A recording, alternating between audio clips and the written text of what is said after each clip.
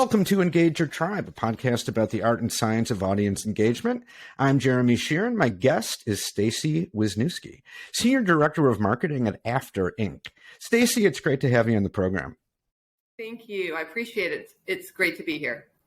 So let's start out by having you tell us about a memorable marketing moment from your career. It can be something that happened recently or something back in the day, but something that's really stuck with you. Yeah, so I think one of the most memorable moments for me was it's always something unexpected, right? So I had my own company. I ran a marketing agency for about 4 years in the DC area called Wiz Advisors. It's still around. And I was, taking some time off, going through LinkedIn, doing all that stuff. And I got a message that popped up. And this is 4 years ago. So before COVID, before everybody was on LinkedIn, right? And so you weren't getting as many messages. So you tended to probably, look at more than you do today. So long story short, it came up and it was a DM and it said, hey, my name's Vinesh and I looked at your website and I looked at your LinkedIn and I love what you do. You do a lot of inbound marketing. Have you ever considered outbound? Random, right? Just like totally out there. Today, obviously, we get so many, but back then, I was a one-person agency. I had actually thought in my head, I wish I was doing outbound too, but I just don't have the capacity. So we started chatting. He was super humble, and turns out comes from a small town in Mumbai. So just was doing, basically reaching out himself and didn't like the way that they did outbound marketing in India because a lot of times it's just a dial for dollars. They're not really giving you sort of the high quality. So bottom line, after chatting, he just seemed so trustworthy that I gave him an opportunity. So he worked for me and ended up joining the firm, working for me for 3 years. And now that I'm in my own company, he actually manages my business. So wow. Some of those things, don't work out. It's like going to a bar and meeting someone. You just never know, right? Yeah.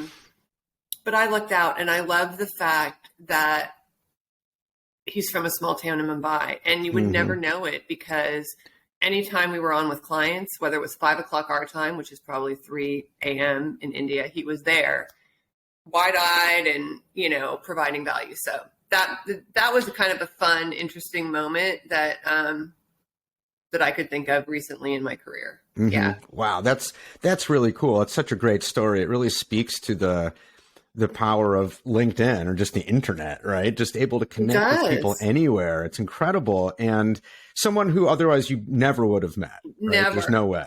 Nope. And it's neat too, because he just comments all the time on what an amazing opportunity I've provided him. Right. Mm-hmm. And I don't think, obviously if he wasn't adding value, it would never have lasted this long. But, I think that it's right place, right time. Right. And that's why marketing in different channels is so important because,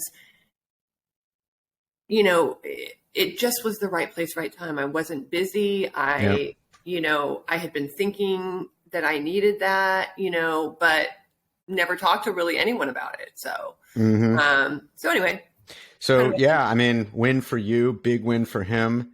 He reached out, he took a little bit of a chance, right? A little put himself out there and very boom. Poised. And also, what we always suggest people do, right, is do your research, look at what they've written, look at their website, look at this and try to provide something that you think might add value. And you never know. Yeah. Great story. Thank you for sharing that. So, okay. Now, what I want to talk to you about today on this episode is ebooks. Because when we chatted last time, when we were just getting to know each other, we talked about a few different topics that we could talk about on the show. And you have a lot of passions, a lot of interest. But it became pretty clear that ebooks are really right at the top of the list. And that really struck me because, everyone knows what an ebook is, right? We've all seen them. It's kind of been a staple of content marketing for a while. Yeah. But I think in some way, it's kind of easy to get the impression that ebooks are maybe like a little old fashioned, You know, now it's all about video and whatever, like the newest, latest, greatest thing. But ebooks are certainly still around. And so let me just put it to you. Ebooks, are they out of date or are they still relevant in today's marketing landscape? You know, honestly, I think they're massively still relevant. And, you know, I come from a B2B world, right? So for me, content, when I started my agency 4 years ago, content was a big thing. And actually how I met After was I wrote one of their first ebooks, right? And that was, you know, about 3-4 years ago. And, you know, content, when it's written well and it's engaging, is obviously, you know, hugely valuable. I read a statistic last night, recently just launched Demand Gen. They're like a big kind of online marketing place, and they do studies and stuff, and it's basically white papers, webinars, podcasts are all hugely, and case studies, right? Like they don't go away. Like those things are really important for thought leadership. And you know, I think that the reason why ebooks work so well is that couple things. One, they're long form, and if you're in the mode to sit and do some research and you really want to understand how something might solve your pain point or just gain learning and education, you know, ebooks can do a lot with that. And the reason why the E is there, right, is because unlike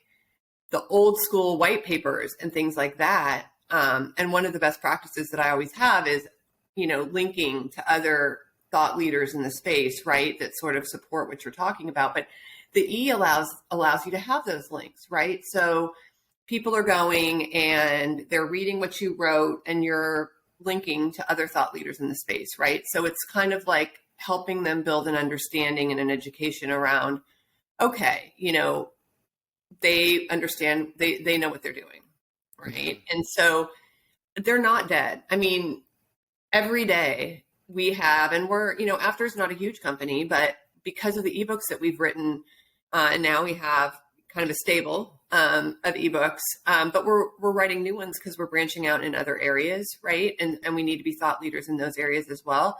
But I get 5 to 6 pings a day on people downloading ebooks, and they're not our most recent ones, right? They're evergreen ebooks. Like one we wrote last year on zero-party data. Huge. It's still a huge issue and a huge interest for people with cookies going away and things like that. And how registering your products and services and gaining that access to the customer is so important for gaining that first party and zero party data. So, you know, bottom line, we find them still really relevant. And the second thing I would say is ebooks have the great ability of being cut up in various different ways, right? So for example, right now I'm writing an ebook, but I started with a blog. So I wrote our first half of it because I was like, you know what, we need to get something out. I don't have the whole thing written, but I've got a chunk of it written, right? So let's just launch that as a blog, right? I know I'm going to write the second chunk. I may write a third chunk. I'm not sure. But you can do that. And then you can put it into an ebook. And then, you know, looking at it the other way, you can write an ebook, right? And then you can put it in different blogs. Because let's say people don't have time to read an ebook, or they don't want to read an ebook. They might want to read a blog on your website. They might go to a third party site. And the third party site may be like, oh, I love the ebook, but it's probably better. Can you just put it into an article? Okay. We'll put it into an article. We'll take out any mention of ourselves, right? And we'll just make it an educational article on your website. Perfect. Same ebook, right?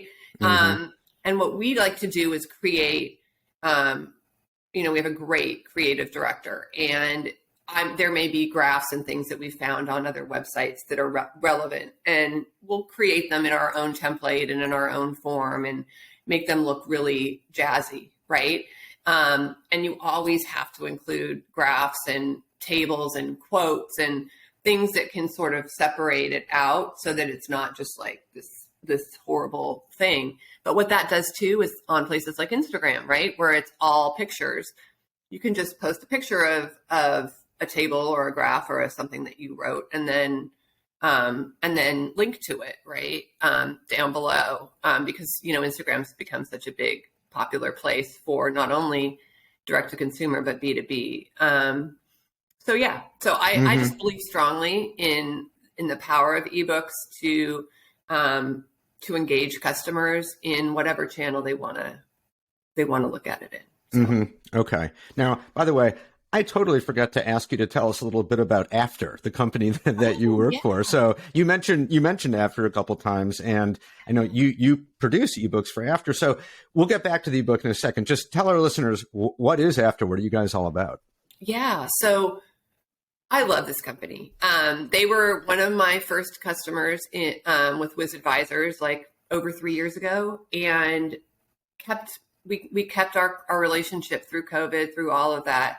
And at the time, they were purely a warranty services company, but their customers were all the biggest manufacturers in the world, right? So for a small company to have Ford and Toro and Husqvarna and John Deere and like you name it, they were doing the warranty programs for all of these folks, right? And helping them transform their aftermarket businesses.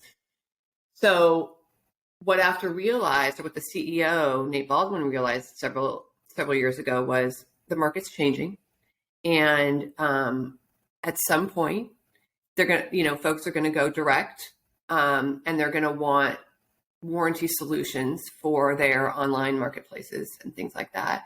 And they're going to want aftermarket services that allow them to get closer to their customers, that are lower cost, SaaS-based, basically taking all the learnings and all the great technology that we customized and built for these major manufacturers, and allowing small retailers or large, but ones who are on the internet, so internet-based retailers and manufacturers and all of that, to utilize SaaS-based warranty solutions that really go the whole way around the post-sale lifecycle, from registration. We have something called Quick Reg, to, selling extended warranties, Quick Cover, to providing the claims, right?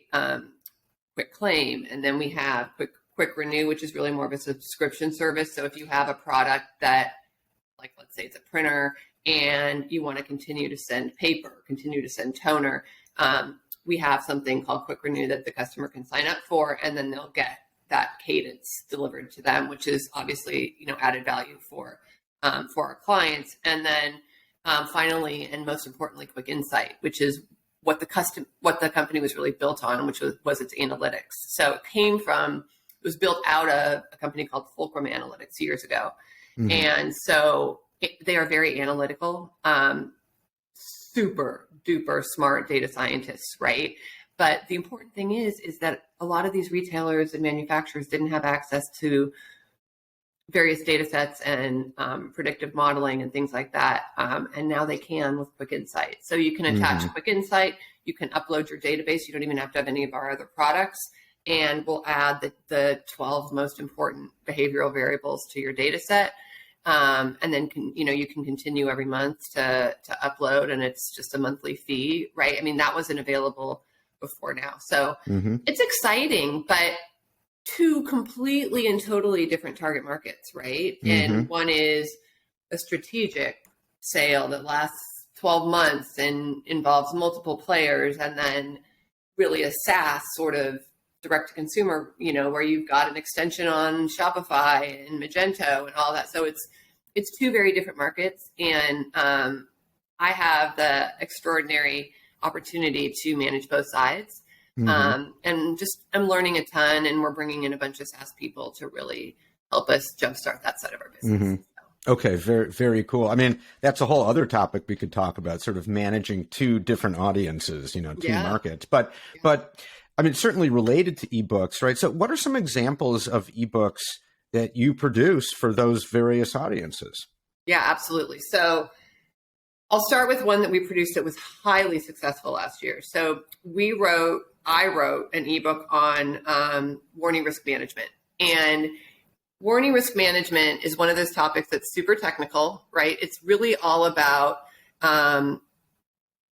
developing the right forecasting for your claim, your cost per unit, your claims that are going to come in, all of this stuff. And we have a pioneer, a veteran who is on our staff who literally, could write the course on warning risk management. And so he and I met over several interviews.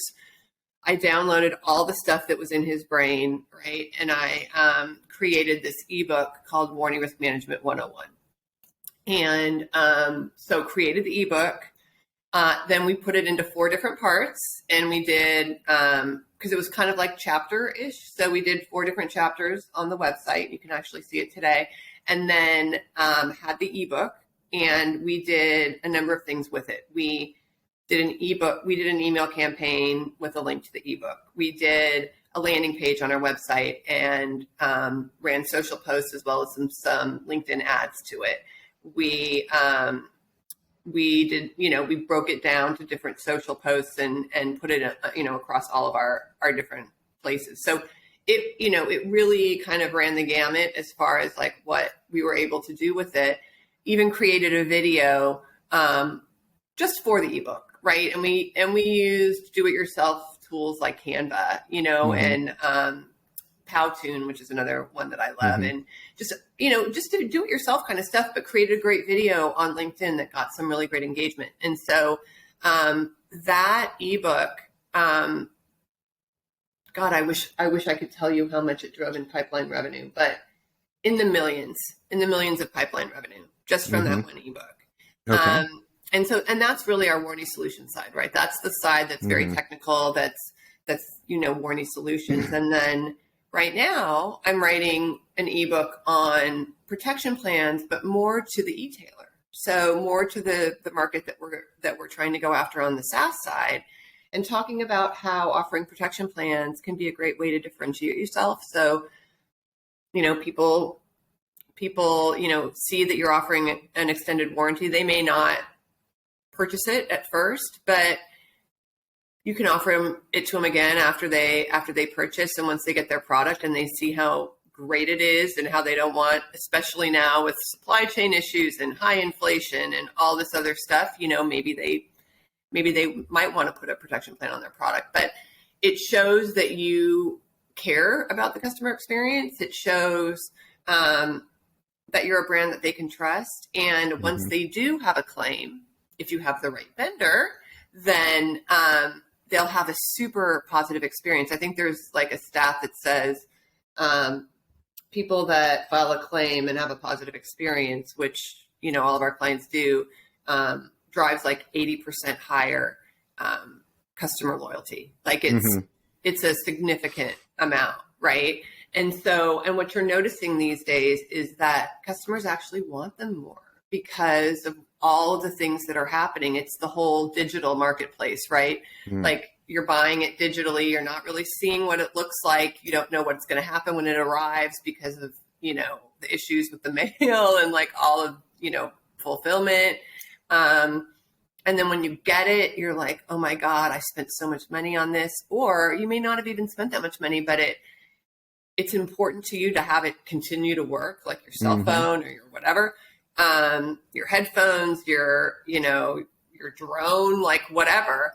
And so your e-bike, just got something on our website from that. And, what I know, we have a CRM, we use HubSpot. So we're able to really kind of see where people are going and what they're looking at across our website, before they reach out. And because we have all that content on our website, I think they're reaching out with very specific asks. It's not just like, hey, want to join your community. It's more like, I want to do this, and can you guys have a solution? So yeah, we're seeing a lot more of that. Okay, great example. So I've never written an ebook myself. but it sounds like, it can be a pretty involved process, right? It's more than just a blog post. It's like, It maybe is. multiple pages and chapters and parts and all that stuff. So give me kind of an overview of like when you're starting an ebook project, how do you start, and then kind of take us through the production process, and like starting from how do you even know what topic to write about? And then Yep. once you found that, how do you actually go about doing it in a way that's efficient and and then you're going to come out the other side with a high quality product? Well, and I think that it all depends obviously on what industry you're in and whether or not you're inside a company or you are an agency, but you really, obviously you're focusing on whatever product and service that you sell. And all the, like, what really works is trends, what are the latest trends in your industry? What are some of the challenges that people are facing? And then, it's not salesy. So what we tend to do in our business is, for example, we're looking, we're building up the SaaS side of our business. So there are certain target markets that we have. And so what we'll do is say, we want to go after the e-tailers, or we want to look at online manufacturers, or we want to look at, call them TPAs or third-party administrators, like whatever your target market is, right? And then what are some of the trends that are affecting that market? And what are some of the challenges people are facing? So it's knowing who your target market is, knowing what the challenges are that they're facing, and knowing how your solution can help that. So typically that's how we figure out what we want to write about, right? Mm-hmm. And then, because like, for example, this latest one that I was doing on e-tailers, it's, they're having a tough, since everything moved online, right? Digitally native brands, DNBs, are growing at like 3x the growth rate of folks who had brick and mortar or established brands that moved online, because they grew up in this whole world where everything was digital, everything had data and analytics behind it, everything. So they know their customers. They're very targeted. They know what they want. They know what their motivations are to purchase, and they're constantly looking at all of those metrics, right? So it put folks who were kind of used to being in a more retail environment, perhaps, feeling behind the eight ball, right? But they're catching up. It's just, and if you have a solid brand and you don't have to worry about it, you'll catch up. But the point is it caused a lot of sort of disruption in the market. And so my whole point about protection plans to these e-tailers is, hey, you're trying to differentiate yourself, right? It's hard out there. There's a lot of things that people are trying to sell. You want to have your cart, right? Abandoned carts. So you have to have, if you have a protection plan, you want to have something that is like a one click and you're done, because nobody wants their shopping cart to be disrupted, right? Because then that's one other thing that people have to do before they purchase. So it's knowing discounts, like people want discounts, especially the millennials, right? Like, and Gen Z, they're all about, discounts and sales and things like that. So it's understanding not only your target market, but what's happening with your customers and what their challenges are, right? And so it's writing about those challenges and then sort of, making the relevant case that, hey, what we offer is something that can actually solve a lot of those challenges, right? Yeah. And so that's something like from a company perspective. But like when I was in an agency, and I actually wrote something that's still up about white papers. It was back in the day where white papers, similar to ebooks, right? But they called them white papers, and they weren't as digitally sort of savvy and creative and all of that. But anyway, so I wrote stuff there too, but I know I'm going off topic. So no, that's okay. So how much research do you do when you're planning an ebook? It depends on how much I already know about the subject. And, so for example, I had a client back when I had my own agency in the Amazon space, and I was writing an ebook that I didn't really know everything about the industry. So it required me to really get to know the industry before I wrote it. So, like I would say, it depends, right? I think since I've been writing ebooks for a while now for After, I understand the industry better and I'm writing it. But a lot of times, you're coming in and that you want to write about a subject, but you don't necessarily have the background. Mm-hmm.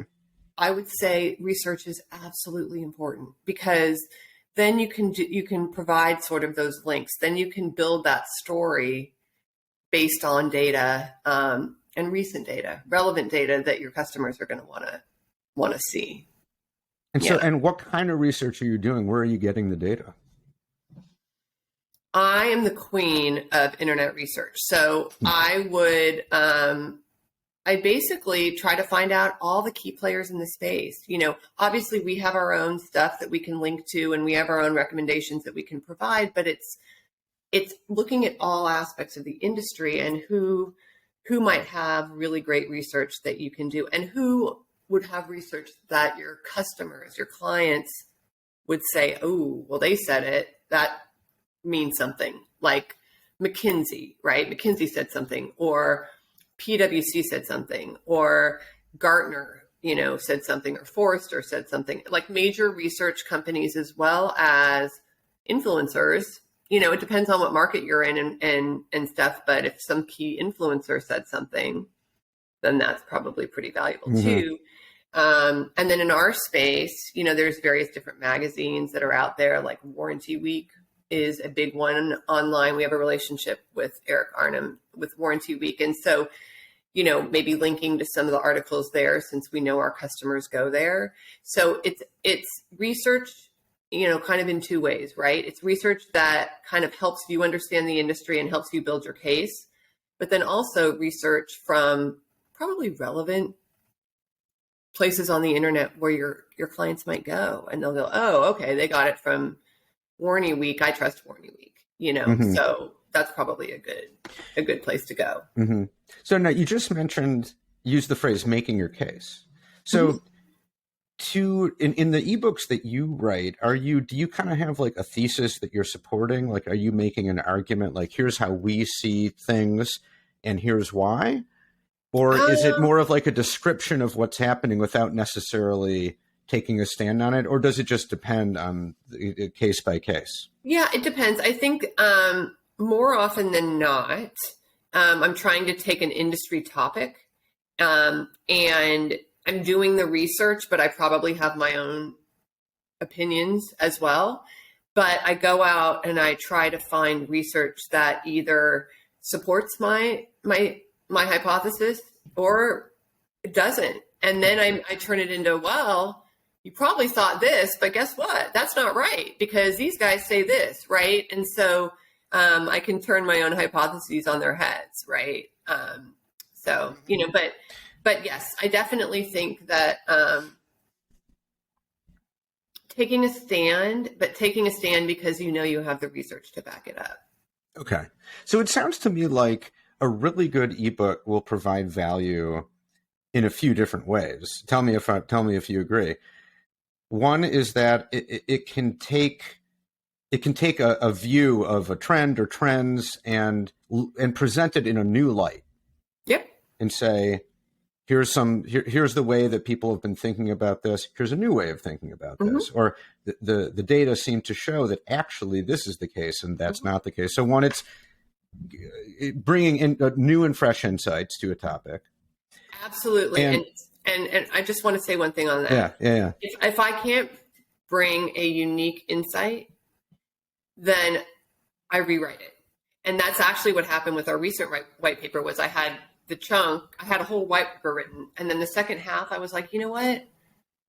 That's like what everybody's saying, right? Like that's no new insight for our clients. And they can go to our competitors and read the same article. So I don't want that, right? I want After to have a unique stance. And so I'm rewriting it because I just didn't like the way that showed, because I care about how we're viewed in the marketplace, right? Because we do provide high quality and high value.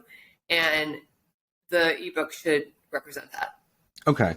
So that sounds key. I mean, it seems like a successful ebook has to do that on at least to some degree, not just repeating the same thing everybody else is saying, or some things that are kind of obvious. And or maybe you sense. are repeating things, but you're taking them from a bunch of different places and then making an argument based on all of those things. Right. Does that make sense? Yeah. Yeah. Okay. Right. So this is stuff that is out there. I mean, anyone could find it, but you're taking the time to bring it all together and saying, here's what it all seems to add up to. Yeah. In a way that maybe we haven't thought about it that way. Yeah. Before. And just educating people on what's the latest and greatest. So like synthesizing information and then making an argument coming out of that synthesis. So, okay. Right. Now, I mean, it seems also like an important element of a good ebook is the design, just literally what it looks like. And say a little bit about that, right? I mean, you can have the coolest information in the world and make a really good argument, but if it's hard to follow or it doesn't look good, that's going to really undermine the value, right? So like, what are some basic tenets of ebook design that you find work really well? Right. So one of the things I would say is I've just found in my career that typically the people who are the good writers, are the good strategists, and I'm putting myself in that, are not necessarily the best designers, right? So it's important that an ebook have high quality written and high quality design, especially nowadays when it's hard to get people's attention. And the cover of your ebook is important because that's usually what you'll use for an ad or for a whatever. And you want it to stand out and you want it to represent what you're talking about, but at the same time, have people go, oh, wow, look at that, right? So definitely the cover, I think, is important, and we work on that a lot before we launch an ebook. Inside, I think it's important that you use the same fonts, the same colors, the same everything that your brand stands for, right? Because this is your brand. I think it's always important to have your logo on every page, whether it's the top right or the bottom right or whatever, small, right? Because here's the thing about ebooks. You're not trying to sell people your services. You're trying to educate them. But there's this kind of under the radar sort of, but I want you to know it was us, right? So It's like, right. So you've got like your little logo. Maybe you even have your website in the middle, and the page number on the left or whatever. Mm-hmm. But it's so they're spinning through it and then they've got it. And then, like I said before, graphs and charts and quotes and things like that running through the ebook so that people, because people learn in different ways, right? They may skim the ebook and then get to a chart and go, wow, I love that chart. And they'll download the ebook because they want to show the chart to somebody, right? Or, and then as I mentioned about using the ebook in different ways on different media, you want to have good design within the ebook so that you can use those images to drive people to want to download the whole thing by looking at one image on Instagram or on Facebook or on LinkedIn. So yes, I think it used to be that you wrote a white paper and it didn't have any whatever images and nothing, right? But nowadays I think design is important. It's very, very important to draw attention and get people kind of brought into what you're having to say. Yeah, that makes sense. I mean, I'm with you. I'm a trained writer, but not a designer, and so I know it's important, but I wouldn't trust myself to design the thing. Yeah. So, I mean, one takeaway that I'm getting there is work with a designer. Work with a designer. A professional designer. Don't just kind of wing it. Right. Absolutely. I mean, if you really want your ebook to stand out and to have, get the awareness that you want it to, the sharing and the whole thing, then designs, it's an important factor, and it's gotten more important through the pandemic with sort of the need for, the lack of attention for people, they're like, and so you want that. And then one thing we haven't talked about too is the introduction, like the first paragraph. Mm-hmm. You've got to have a first paragraph that kind of brings them in, wants them to read more, right? And my style is a very sort of colloquial style, like we were just talking, right? Mm-hmm. And I think that that's a good way to go, because people want to get brought in, right? So you want to have a good cover, you want to have a good first paragraph, you want to have an outline that sort of they can look at the table of contents and know what's in there. And they may not read it right away. They may just download it and print it out, which I do all the time, right? And like, we're going to go on we're driving for a couple hours tomorrow, and I'm probably printing out 3 or 4 different ebooks that I haven't had the chance to read. So, yeah.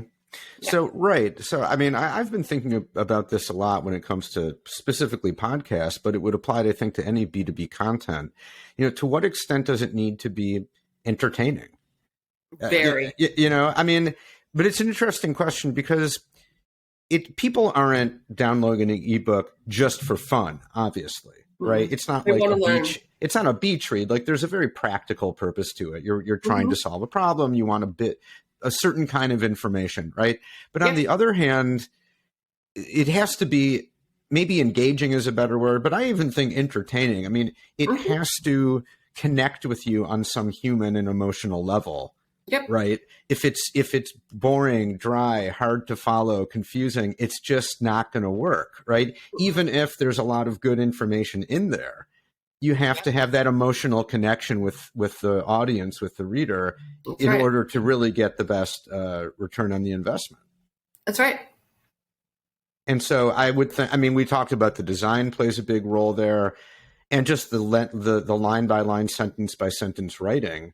And that's a whole other thing that we could talk about. I mean, we've already gone nearly 40 minutes, so we won't. But I mean, oh my goodness gracious, I can't even believe it. I know, I don't even know. I think we were supposed to only be 30. So well, it doesn't matter. It doesn't matter. It's, you know, we're having a good discussion. I mean, but you know, I know as a writer, it's just, that's the trick. Like, it has to be well written for the audience, right? You have to really know that audience. What do they like? What's going to engage them? I think there are certain common things that make writing good across any kind of writing: clarity, concision, all that. But then it depends on the audience, and you really have to know them and be able so I think, just like you need a professional designer, you need a professional writer to really, you know, can't just be anyone. You really need someone who knows how to write. That, I would think.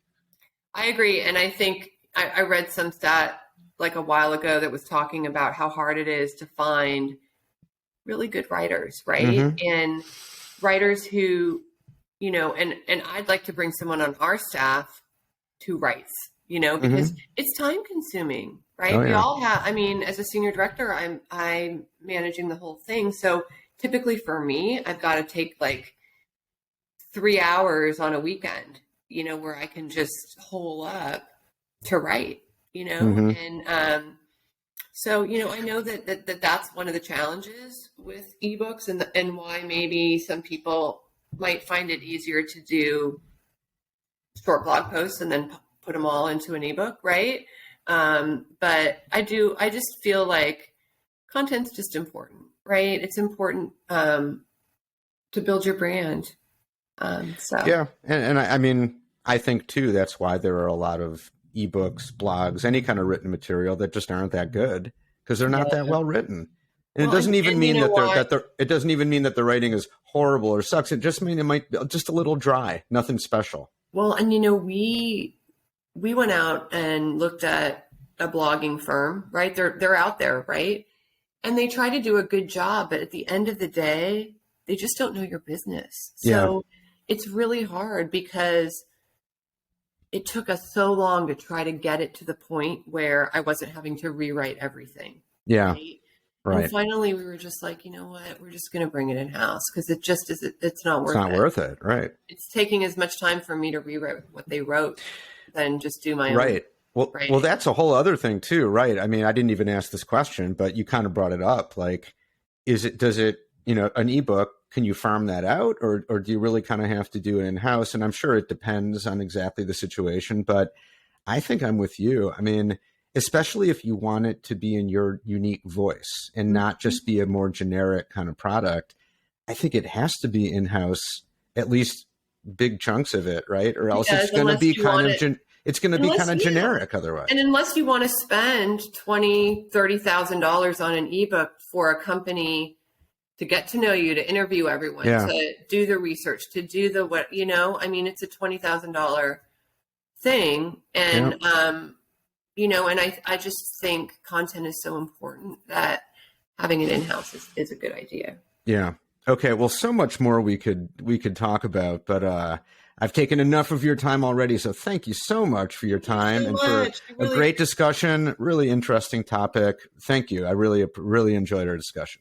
I'll look forward to chatting soon. I appreciate it.